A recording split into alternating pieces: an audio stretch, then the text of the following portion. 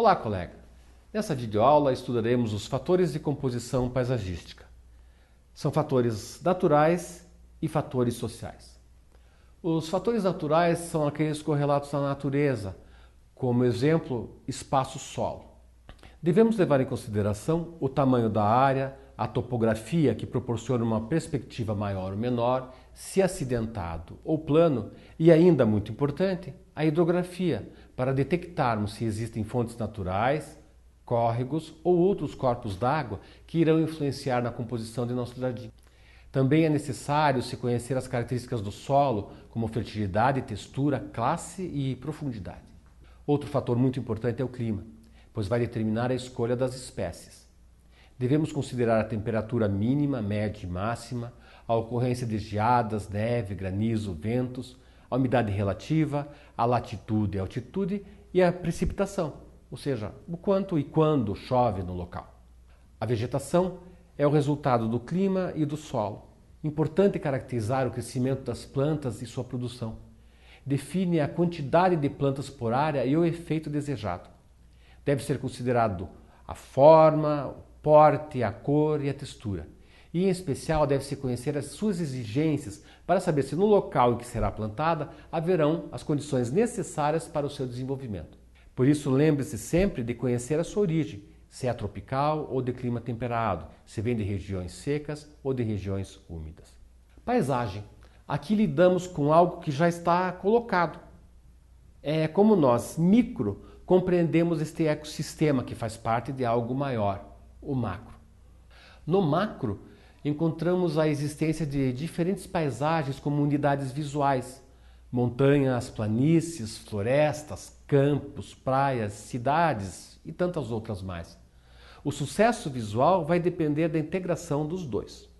Vamos agora falar dos fatores socioeconômicos. Fatores econômicos são fatores limitantes, por exemplo, o custo de implantação e o custo de manutenção.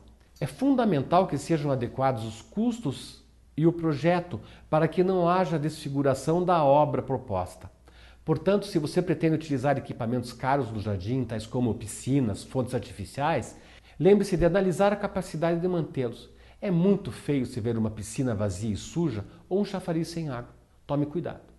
Fatores culturais. Quando se projeta um jardim, devemos levar em consideração as influências relacionadas à idade, etnia, religião, poder econômico, época e posição geográfica, para agradar o proprietário do jardim e fazer com que ele se sinta bem naquele ambiente. Nos fatores psicológicos, o jardim atende a uma comunidade mínima como uma família ou um condomínio, uma vila, cidade e assim por diante, com parques, praças e outras unidades. Assim, devem ser respeitados valores individuais e coletivos. Por exemplo, um jardim de ciprestes pode não agradar a todos por haver uma relação psicológica com a vegetação característica de cemitérios. E assim faz-se necessário uma longa conversa com aqueles que irão desfrutar do jardim a fim de suprir as suas expectativas. Vamos ver agora os elementos de composição da paisagem, dos jardins. Vamos começar com os elementos arquitetônicos ou de construção. Eles compõem a estrutura da construção dos jardins, funcionais ou apenas estéticos, ou ambos. Por exemplo, as vias de acesso. Podem ser de uso direto, as vias principais, secundárias, de ligação, e de uso complementar, por exemplo, rampas, escadas, pontes e atracadores.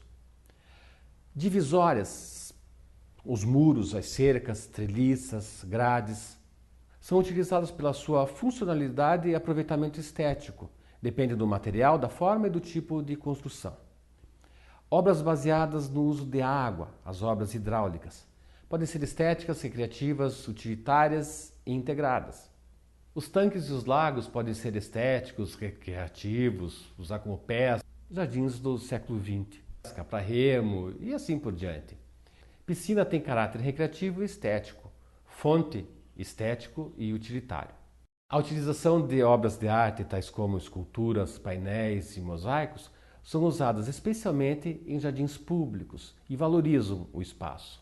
Também podemos colocar obras complementares, tais como churrasqueiras, parquinhos, bancas, luminários, gazebos, pérgolas e bebedouros para pássaros. Vamos agora falar sobre os elementos vivos que fazem parte do jardim.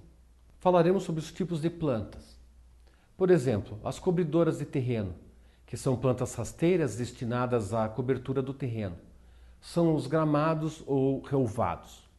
Tem a função de fixar o solo em rampas, fazer o equilíbrio microclimático do jardim, evitar poeira ou turbação da água em lagos e piscinas. Evitam também a reflexão intensa do sol e o aquecimento junto a terraços, janelas, etc. Pode ter função esportiva e estética. Temos também as plantas de porte intermediário, aquelas de porte entre cobridoras de terreno e de grande porte. São arbustos verdadeiros, subarbustos e mesmo herbáceas. Tem a função de estabelecer a transição entre as cobridoras de terreno e as de grande porte e também fazendo a união de outros elementos. Facilita a obtenção da harmonia da composição através da sequência, ou seja, são muito importantes para a unidade da composição. Plantas de grande porte são árvores ou outras plantas em regra superiores a 3 metros de altura. Em termos de composição, é mais importante a dimensão relativa que a absoluta, proporção escala, ou seja, em função dos demais elementos. Outro elemento importante são os animais. Como elementos complementares, poderemos ter viveiros de pássaros, tanques com peixes ornamentais, atrativos para beija-flores. Funcionam como elementos principais nos jardins zoológicos, que hoje tentam cada vez mais imitar o habitat natural dos animais, a fim de conservação das espécies, em especial as ameaçadas de extinção. Obrigado por participar desta videoaula. Espero que possam aplicar essas informações nas suas vidas. Lidar com a arte e com a natureza são atividades que fazem bem ao corpo e ao espírito. Felicidades!